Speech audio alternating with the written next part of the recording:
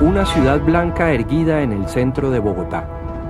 Un universo que todos los días recibe a estudiantes, profesores, trabajadores y personas de todos los campos del conocimiento, culturas y pensamientos.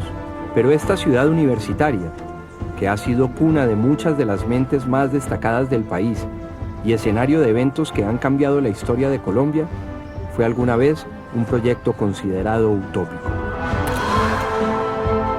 Un proyecto defendido por el gobierno de un presidente hasta que logró convertirse en realidad.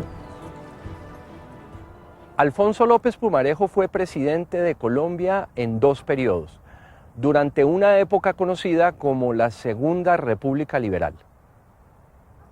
Gracias al apoyo de su gobierno, la Universidad Nacional de Colombia no solo logró una destacable ciudad universitaria, sino que además logró una modernización que cambiaría para siempre su carácter.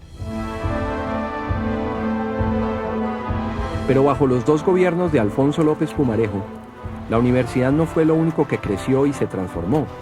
Colombia también vivió un proceso análogo que se plasmó en el amplio desarrollo de infraestructura y la modernización de aspectos económicos, jurídicos, políticos y sociales.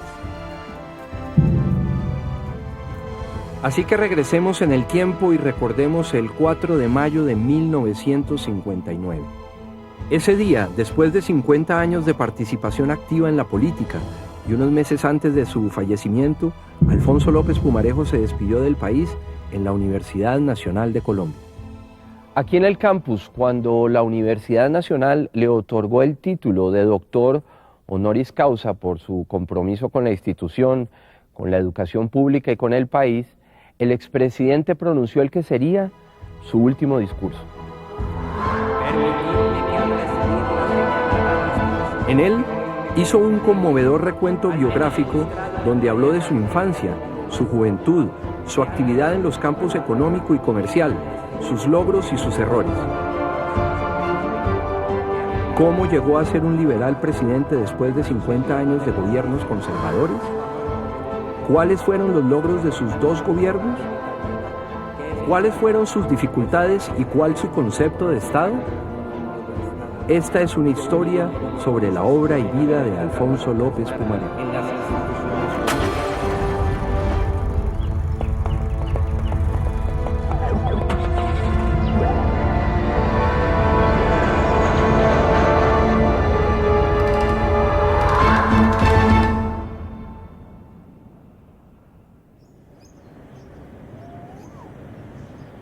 La historia de Alfonso López Pumarejo comienza acá, en la ciudad de Honda, en el departamento del Tolima, cuando Pedro A. López, hijo de un bogotano artesano y activista político, se radica en esta ciudad de puentes para ayudar en los negocios de la familia Samper. Honda era en ese entonces uno de los puertos más importantes del río Magdalena y el paso obligado para toda la mercancía que se transportaba entre la costa y el interior del país. Estoy en la zona de la ciudad donde aún se conserva algo de la arquitectura de la vieja Honda. Y fue precisamente en esta plaza, en estas calles angostas, en estas casas, donde vivió y prosperó la familia de Alfonso López Pumarejo. Cerca de acá hay una construcción del siglo XVII, una casa restaurada. Hoy, un museo dedicado a conservar la memoria del expresidente. Después de manejar por algunos años los negocios de la familia Samper, Pedro A. López logró hacer una fortuna personal exportando café e importando mercancía manufacturada. Tiempo después, contraería matrimonio con Rosario Pumarejo, hija de un terrateniente oriundo de Valledupar, con quien tendría 6 hijos. El tercero, nacido el 31 de enero de 1886, sería en unas décadas presidente de la nación.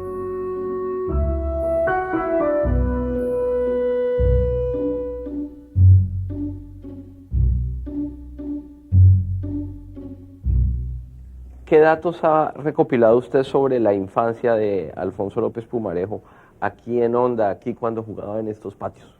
Él está aquí hasta los 8 años y no nació en esta casa según el criterio de los hondanos, ya por tradición oral, sino en la casa de 2 pisos que queda en el Alto del Rosario. Aquí funcionaba el almacén. Hay una cosa muy importante en la vida de López. No estudió aquí en ningún colegio, que su madre le enseñó la lectura y le enseñó los números. Se va a los 8 años, que se va para el pueblo de Mosquera, que se llamaba Cerrezuela. A mí me causa cierta inquietud, porque si bien se habla de la gran aristocracia de López Pumarejo, López Pumarejo no aparece estudiando ni en el Rosario, ni en el San Bartolomé, que son los colegios de la gran burguesía de entonces. No hay, yo que he revisado textos sobre esto, no encuentro un colegio donde haya estudiado. Para mí fue un erudito. Esa proyección social que lo consagra como el más grande estadista del siglo XX, se debe, yo lo atribuyo a la gran influencia ideológica de Ambrosio López, el abuelo. Pero sí que quede claro que no hay ninguna condición nobiliaria en los antecedentes familiares de López Pumarejo. Son silvestres, comunes y corrientes. Después de la conversación me ha quedado claro la gran influencia que tuvo esta ciudad y Pedro A. López en la formación del expresidente. Él la llamó en su último discurso mi doctorado en colombianismo, admitiendo que la mayor parte del conocimiento de la economía del país y de su geografía la adquirió de su relación con todos los comerciantes que llegaban a Honda, provenientes de todos los confines del país. A pesar de que Pedro A. López logró consolidar un emporio comercial en Honda, sus ambiciones se volvieron cada vez mayores y decidió entrar de lleno en el mercado internacional. Esto hizo que los viajes al exterior de la familia López se hicieran cada vez más frecuentes y que desplazaran su sede de operaciones a la ciudad de Bogotá.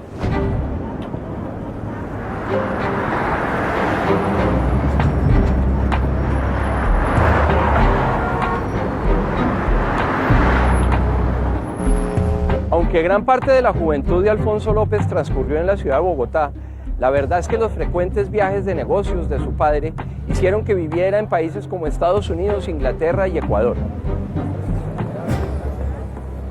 Esto le impidió tener una educación formal regular y consecuentemente su padre buscó que recibiera clases privadas de renombrados maestros como Miguel Antonio Caro, Antonio José Cadavid, Lorenzo Lleras y César Julio Rodríguez.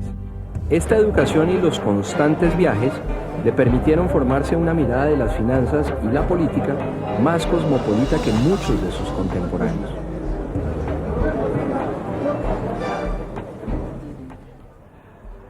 Finalmente, en 1904, Pedro A. López adquirió suficiente capital para incursionar en el corazón financiero de Bogotá y fundó el Banco López. La sede principal fue ubicada en este edificio, donde a la edad de 18 años comenzó la carrera de Alfonso López Pumarejo como reconocido hombre de negocios y estadista. En esta época hay dos factores que influyen notablemente en la economía del país: las indemnizaciones provenientes de la pérdida de Panamá y las consecuencias económicas de la Primera Guerra Mundial. En ese marco empiezan a darse las primeras críticas de Alfonso López a las políticas financieras del país. A finalizar la guerra civil y la separación de Panamá, se inicia un nuevo proceso muy importante para la economía colombiana.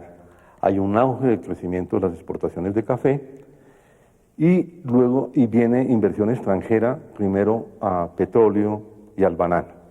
Y a partir de 1920 hay un auge extraordinario de crecimiento de la economía colombiana. Es un país en proceso de cambio y al mismo tiempo con grandes tensiones sociales. Este proceso de crecimiento termina con debido al cierre abrupto del crédito externo a Colombia en 1928, los bancos americanos, y se articula con la crisis mundial de 1929. Y esto da lugar a un cambio político, en buena parte liderado por Alfonso López Pumarejo. Su formación en Inglaterra y su práctica de banquero sabía que la expansión del régimen capitalista con un proceso de industrialización, un desarrollo de la agricultura, implicaba necesariamente un cambio profundo en las reglas del juego de la economía. y era necesario pasar a un nuevo proceso de financiamiento del crédito a largo plazo para actividades productivas, no simplemente especulativas o de carácter comercial. La idea de López era un Estado reformista que pudiera crear las condiciones para un gran desarrollo del capitalismo en Colombia. El destacado papel que tuvo Alfonso López en el área financiera hace que sus ideas empiecen a tener cada vez más importancia en el panorama del país. Y paralelo a este crecimiento de popularidad, aumenta su labor política. Fue acá en la Cámara de Representantes, en el Senado de la República, donde López consolidó su importancia en el panorama político del país y además donde se conformó el grupo que colaboraría intensamente en su gobierno. Alfonso López Pumarejo contó con la colaboración muy buscada por él de gente joven. Yo creo que con eso él pretendía romper una continuidad generacional y dar un salto para adelante, llevar gente muy capaz. No podemos dejar de mencionar por supuesto, a Alberto Lleras Camargo, Darío Echandía, Jorge Soto del Corral y Antonio Rocha. Fueron gente que el partido adversario, el partido conservador, vio con mucha desconfianza. ¿Qué los diferenciaba de ese viejo partido liberal que el mismo López denominaba así? Ese viejo partido liberal estaba compuesto por los grandes luchadores militares. Eran hombres con una visión estrecha, con una visión nacional, hasta cierto punto. La de López no. La formación de López, sus frecuentes viajes, hacen de él un hombre familiarizado con las finanzas, con los cambios, como se decía entonces, con el mundo internacional. Él tenía una visión distinta del Estado. Una visión de mundo. Yo pienso que el Estado que López concebía era un Estado incluyente, un Estado moderno, laico en materia de educación, y bueno, fruto de eso es ese esfuerzo inmenso que realiza López Pumarejo por conseguir ese espacio definitivo del que hoy goza la Universidad Nacional. Por suerte hoy caben ahí todo tipo de colombianos. Ya en 1927, la actividad de Alfonso López Pumarejo en las finanzas y la política lo había convertido en uno de los más fuertes opositores de la hegemonía conservadora, partido que intentó truncar su carrera en ascenso infructuosamente. Y fue acá, en la antigua sede de la Facultad de Derecho de la Universidad Nacional de Colombia, donde ocurrió un suceso que lo catapultaría definitivamente a la carrera presidencial. En junio de 1927, estudiantes y profesores de la Facultad de Derecho de la Universidad Nacional de Colombia invitaron a Alfonso López Pumarejo a este patio, antes propiedad del convento Santa Clara, para que dictara una serie de conferencias sobre la economía del país. Las dos primeras conferencias se realizaron frente a un número abrumador de estudiantes que, en estas charlas, veían materializada la libertad de cátedra a la que tanto los conservadores como los representantes de la Iglesia se habían opuesto durante años.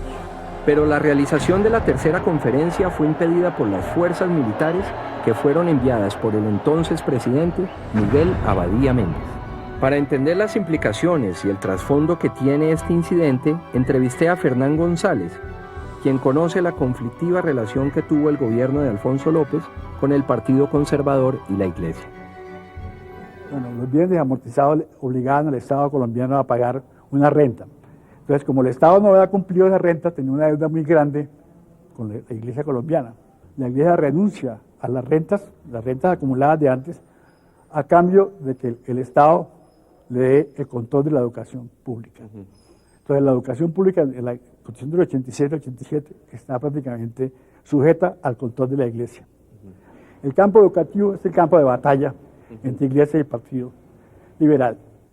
Cuando empieza, digamos, un proyecto de educación ya mucho más secular, ligado a la Constitución del 36, digamos, hay una reforma constitucional que es: creemos un Estado moderno, un Estado secular, un Estado en que el Estado tenga el control de la educación, el control de la beneficencia pública, y ahí empiezan ya los problemas. porque ahí tanto el directorio conservador como la jerarquía eclesiástica prácticamente se oponen frontalmente a la Constitución del 36, porque dice, una Constitución atea, que no invoca el nombre de Dios, no representa el sentimiento de los colombianos. Entonces hay una alianza ahí prácticamente muy clara entre el episcopado y el directorio conservador de esos años. Empieza la pugna porque empieza el Estado a intervenir directamente en la educación y en la beneficencia pública, que la Iglesia había tenido siempre como su monopolio. Claro.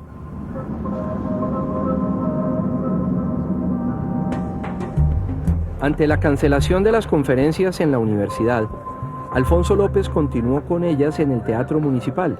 Sus ideas sobre la política, el gobierno y la economía adquirieron un número mayor de seguidores.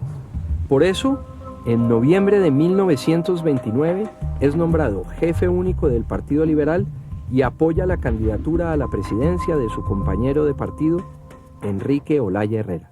Con esta victoria se da fin a un periodo de 50 años de hegemonía conservadora. Durante el gobierno de Olaya, López es elegido ministro plenipotenciario y se empieza a especular sobre su candidatura. Esta se hace finalmente realidad en mayo de 1933, después de su papel destacado en la solución diplomática de la guerra con Perú. Finalmente, el 10 de febrero de 1934, Alfonso López Pumarejo gana las elecciones con una votación superior a los 900.000 votos, una cifra arrolladora si se tiene en cuenta la abstención de los conservadores. Es el 7 de agosto de 1934 cuando Alfonso López Pumarejo toma posesión de la presidencia de Colombia por primera vez. Por parte de sus seguidores hay mucha expectativa de los cambios que prometió hacer en su gobierno, y por parte de sus opositores, quienes ocupaban una mayoría en el Congreso, un enorme deseo de ver sus proyectos truncados. Yo creo que el primer gobierno de López Pumarejo es posiblemente el gobierno más transformador que hubo en el siglo XX. Pero hay una cosa muy importante. Aunque a esto se le dio el nombre de Revolución en Marcha, fue una revolución pacífica, de cambios muy audaces, pero siempre dentro de la legalidad. Aquí se ha logrado hacer una modificación de la estructura mental, de la estructura institucional, por medio del reformismo y evitando la violencia. Ya para los años 30 se estaba viendo la crisis mundial del capitalismo, había nuevos sectores sociales, el proletariado, por ejemplo, ya había irrumpido, y una de las cuestiones importantes del gobierno de la Revolución en Marcha fue haber entendido las necesidades de esos sectores, incorporarlos a la vida nacional y darles canales de expresión. En el campo de la educación fue sumamente importante. Se creó la Universidad Nacional, que era una entidad dispersa.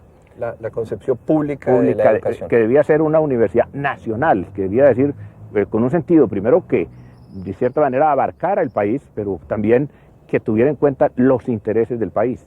¿Cuál es el gran valor de la reforma constitucional del 36? La reforma constitucional del 36 fue muy importante. Se plasmó el sentido social que debía tener el Estado. ¿Cómo termina el gobierno de López Pumarejo y cómo se ve en ese momento ese gobierno? Ese gobierno fue muy difícil, porque hubo una oposición cerrada y porque era una cuestión novedosa. De manera que en ese momento López salió con prestigio. Ya en perspectiva, el fallo de la historia es totalmente favorable. Al finalizar su primer periodo presidencial, Colombia ha sufrido una modernización de su infraestructura y una transformación radical en sus políticas de gobierno, manejo económico y educación. Aún a pesar de la labor destacada del nuevo presidente Eduardo Santos, varios de los simpatizantes del primer gobierno de Alfonso López Pumarejo empiezan a proponer una reelección y encuentran eco en el diario El Liberal. Estas intenciones no pasan desapercibidas para López, y en el año 1941 vuelve a entrar activamente al panorama político nacional, anunciando su candidatura para la reelección. En la rama liberal hay cada vez más detractores a su posible reelección, y sus voces se suman a las del grupo del Partido Conservador conocido como los anti-López, entre los cuales se destacó su antiguo compañero Laureano Gómez. Pero de nuevo los esfuerzos por desprestigiar a López son infructuosos. Y en mayo de 1942, gracias al apoyo popular y a la excelente impresión que dejó su primer gobierno, Alfonso López Pumarejo fue elegido por segunda vez presidente de la República.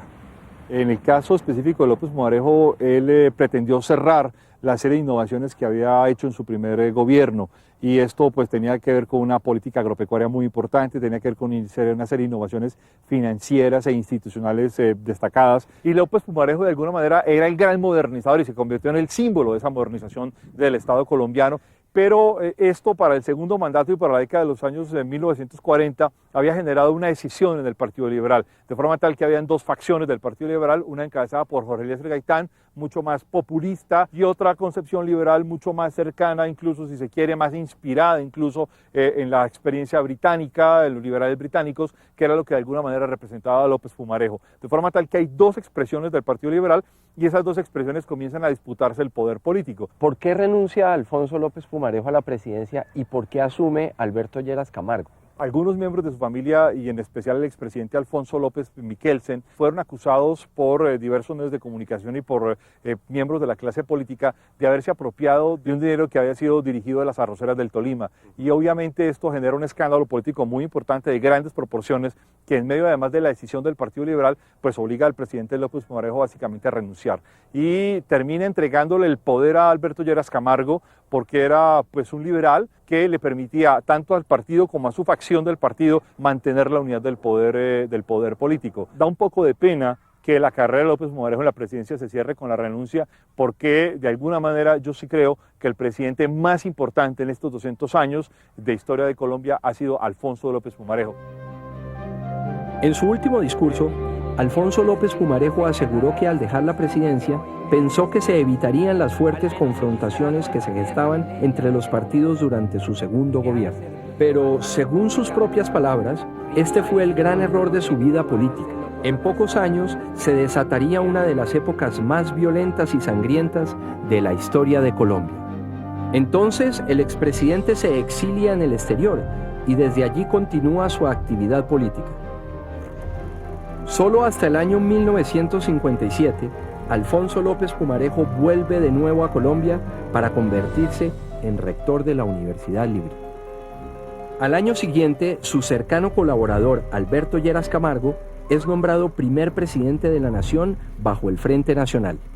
Durante ese gobierno es nombrado embajador de Colombia en Inglaterra, cuando ya tiene 72 años de vida, y empiezan a ser cada vez más notables sus problemas de salud. Y es finalmente en 1959, cuando vuelve a Colombia, que la Universidad Nacional le otorga el grado de honoris causa en una ceremonia en la que estuvo acompañado de varias de las personas que marcaron su carrera política.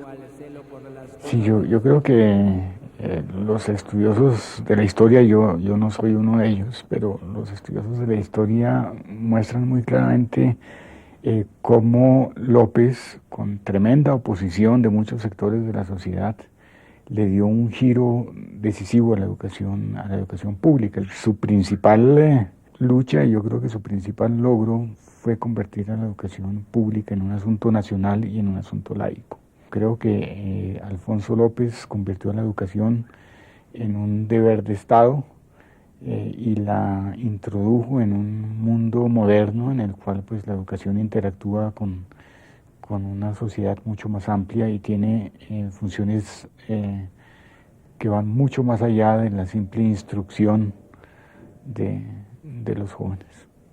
En términos de educación, ¿López Pumarejo fue un visionario? Yo creo que López Pumarejo fue realmente un gran visionario. Hay pocos actos de estadistas que puede decirse que cambiaron realmente la situación. En la historia colombiana yo mencionaba tres hitos. El primero, la fundación de la Universidad Central por Santander. La segunda, en el gobierno de Santos Acosta, que creó la Universidad Nacional de Colombia. Y la tercera fue indudablemente la de López Pumarejo, y que le da a la Universidad Nacional realmente un estatus de actor preferente en el desarrollo del país. Al menos ilustrado entre esa playa de hombres públicos que han servido a la República. Así, en la universidad, Con un discurso autobiográfico, esa noche Alfonso López dio fin a 50 años de vida política y se despidió del país que lo había elegido 2 veces presidente. 2 meses después de pronunciar estas palabras, Alfonso López Pumarejo murió en Londres el 20 de noviembre de 1959. Ya han pasado 50 años desde que Alfonso López Pumarejo se despidió de Colombia dentro de este campus. Ver cómo el proyecto de la Ciudad Blanca no solo se convirtió en una realidad, sino que superó con creces las expectativas de quienes la defendieron, es la muestra de que un gobierno comprometido y visionario puede transformar la historia de una institución y, ¿por qué no?, la de todo un país.